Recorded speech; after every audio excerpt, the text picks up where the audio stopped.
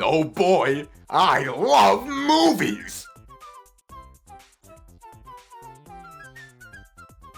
There is a movie out there about a man with a mustache. A movie that the critics and journalists hate, but the fans love it. How do I feel about it?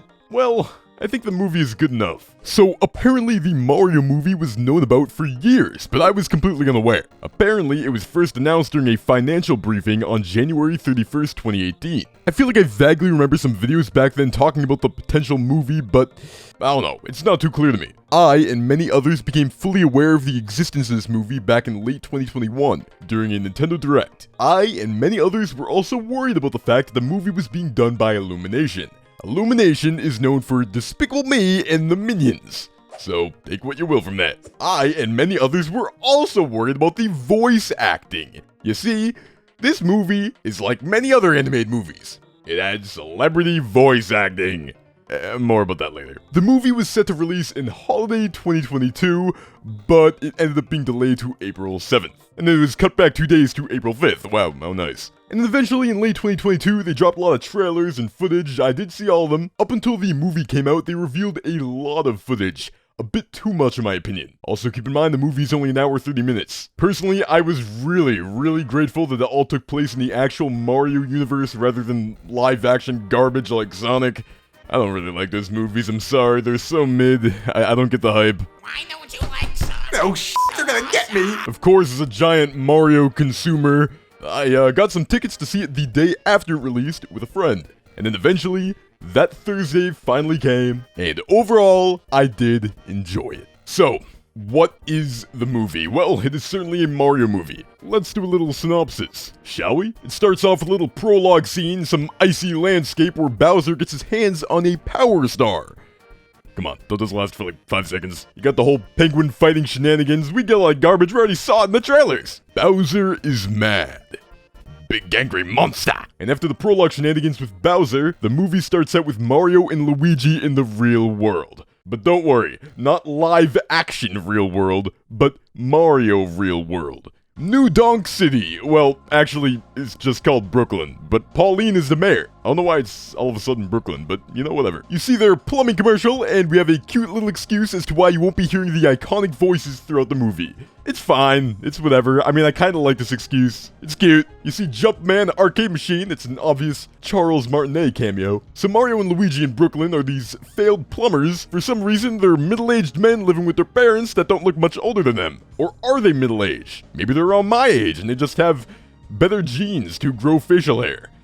Maybe, I don't know. After an argument with his parents, you hear how ridiculous this shit sounds? Mario pouts and goes to his room and starts playing Kid Icarus in his NES. Luigi comes in, they turn on the news, and they see that Brooklyn is flooded. You know what that means? It's time for Mario and Luigi to clout chase and kick off their plumbing business. They go on an attempt to save Brooklyn, and then they end up getting sucked into a warp pipe and end up splitting apart. Mario goes to the Mushroom Kingdom, and Luigi gets sent to the Dark Lands. Whatever that is. It's the spooky lava Mario area with bad guys and stuff. So Mario is obviously on a mission now. He's on a mission to save his brother. He has to save his brother Luigi from Bowser. He meets a Toad, who warns him about Bowser. He meets Peach, who coincidentally was already heading out on a mission to stop Bowser, so she decides to take Mario with him after he does a little bit of training. We get a training montage scene with licensed music. Thank God. So then afterwards, they head out on the grand quest and go to different locations like the Jungle Kingdom to give us an excuse to see all these different areas. And I mean, hey, I ain't complaining about that. They then ride Mario Karts on the Rainbow Road, we get a cool little action sequence, we get some Mario and Donkey Kong banter. I didn't mention this yet, but if you know Mario, it's probably self-explanatory. Bowser wants to marry Peach.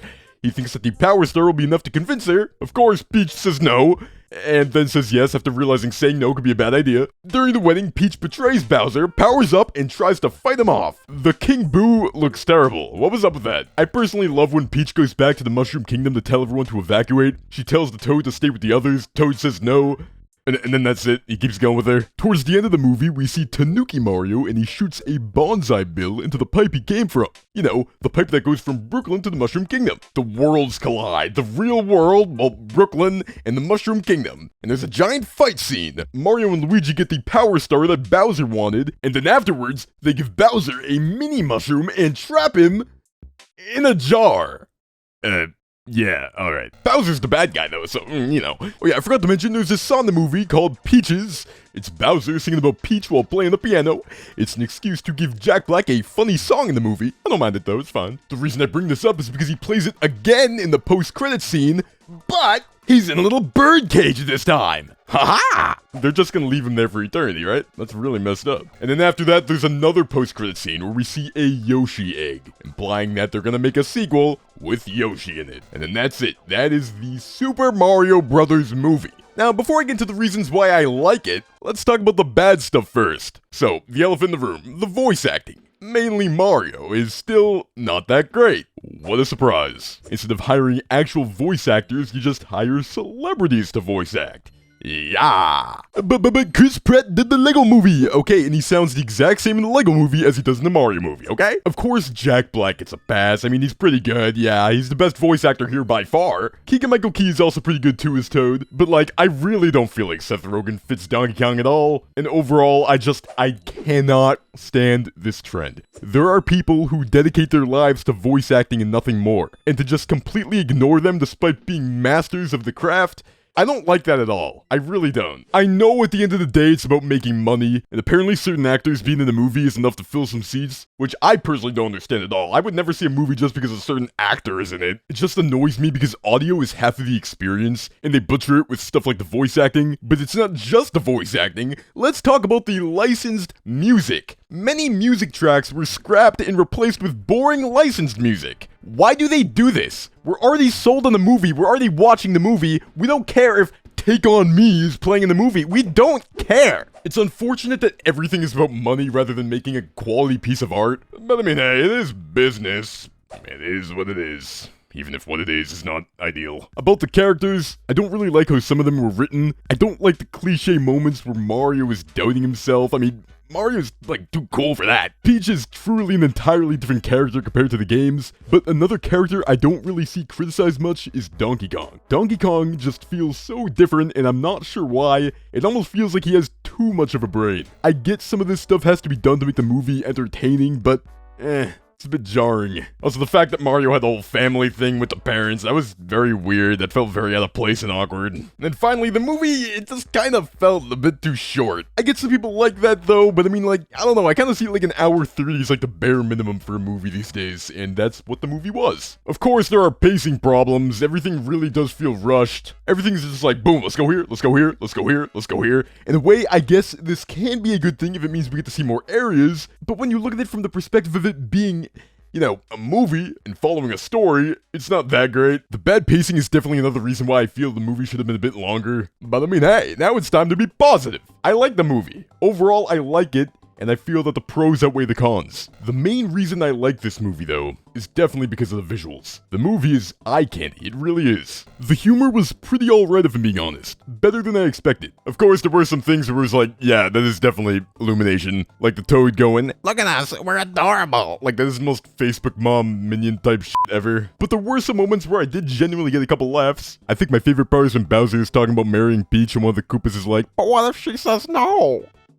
References! there were so many different references throughout the movie. It felt as if you couldn't even blink, otherwise you might miss something. I really do like that a lot. There were references to a lot of different things, and it was all really well done and none of it felt like pandering, which was very shocking to me. And also, I like that they embraced the Super Show. When they first revealed the trailer showing that, I was honestly very surprised. Overall, I see a movie like this more so as visual art rather than a movie.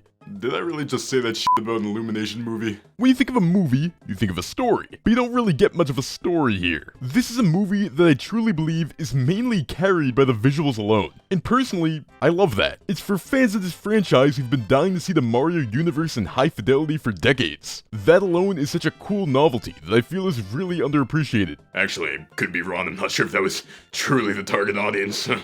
I think the story of this movie had to be a bit safe and generic to establish the universe. While a lot of people seem to be worried about a sequel being bad, I honestly think it could likely end up being even better. But we'll just have to wait and see. So yeah, overall, this movie is objectively nothing amazing as a movie, which is what the critics were looking for. That's completely understandable though, I get it. The movie is mainly just a fan service type thing, and because I like Mario games, it's hard for me to not like the movie. Why do I have a sudden urge to grab a Nintendo Switch and point at it? For what it's worth, the Mario movie is good enough. Next time though, I really do hope they improve the writing, but the voice acting ain't getting any better, unfortunately.